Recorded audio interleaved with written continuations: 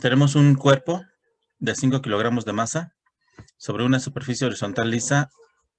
En un instante que se le aplica una fuerza de 10 newtons con un ángulo de 45 grados, determine el valor de la aceleración que adquiere. Determine la reacción normal, la velocidad que lleva después de 3 segundos, el desplazamiento evaluado también en 3 segundos. Entonces acuérdense que aquí tenemos que ubicar primero el centro de gravedad de este cuerpo, el cual está en el cruce de las dos diagonales. Aquí, a diferencia del ejercicio anterior, la reacción normal no es igual al peso porque tiene una componente de esta fuerza sobre el eje vertical. Entonces, esta componente que tiene sobre el eje vertical nos propicia que el cuerpo tienda a levantarse sobre el piso. Como tal, disminuye la reacción normal. Entonces, vamos a trazar en primera instancia el sistema de coordenadas cartesianas, el diagrama de cuerpo libre. Aquí lo tenemos. Los dibujo mi sistema de ejes. Tengo mis dos ejes. Les decía, aquí tengo mi eje X, aquí tengo mi eje Y. Sobre este eje X yo voy a tener la componente de esta fuerza, ¿sí? Sobre el eje X. Y nada más, es la única que tengo sobre el eje X. La cual sería F coseno de 45. Este lado de aquí, si yo dibujo un triángulo rectángulo aquí, este me representa el cateto adyacente. Y para obtener esta componente va a ser hipotenusa por el cateto, por el ángulo, por el coseno del ángulo. Va a ser F coseno del ángulo. Obtengo este de aquí, que sería Fx. Para obtener este de acá, va a ser F por el seno del ángulo, ¿sí? Y me da la componente sobre el eje Y. Entonces, de aquí, del centro del cuerpo hacia el centro de la Tierra, está el peso W. ¿Quién evita que se vaya hasta el centro de la Tierra? Pues tengo la reacción normal, de aquí hacia arriba, ¿sí? Perpendicular a la superficie de contacto está mi reacción normal.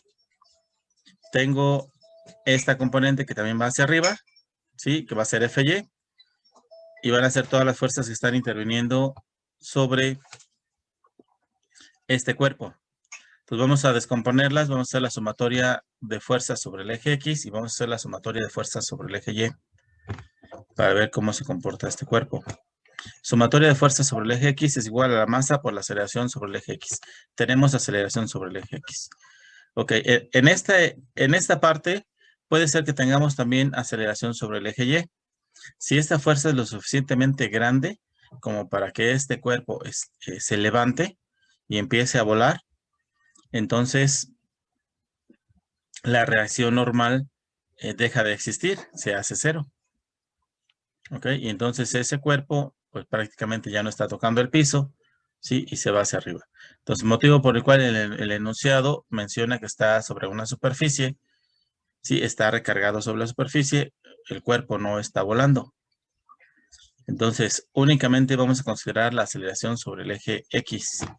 Pues sobre el eje X, F coseno del ángulo es esta, F coseno de 45 grados, va a ser igual a masa por aceleración sobre el eje X. Con esos datos, obtengo la aceleración, despejo de aquí a la masa, pasa para acá dividiendo, F coseno del ángulo entre la masa, 10 coseno de 45 entre 5, me da 1.4142 metros sobre segundo cuadrado. Ok, sumatoria de fuerzas sobre el eje Y. Sobre el eje Y tenemos tres fuerzas. Tenemos la fuerza de la reacción normal que va hacia arriba, positivo. Tenemos la componente de esa fuerza que va hacia arriba, ¿sí? F seno de 45, también positivo. Y W que va en sentido opuesto, que es negativa. De acuerdo al sentido que seleccionamos de nuestros ejes. Entonces, reacción normal, positivo, W negativo, y F seno de el ángulo es igual a positivo, igual a 0.